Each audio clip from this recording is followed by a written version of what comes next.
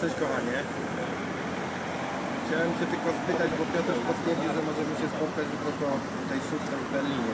Czy my będziemy mieli kogo zostawić w domu na noc? Sami?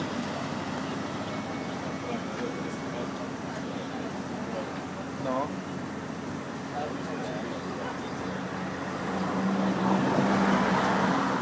Co?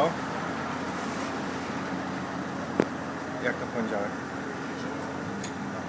No tak, ale zostawimy ich na noc na zewnątrz? A my koło południa pewno pojedziemy, no.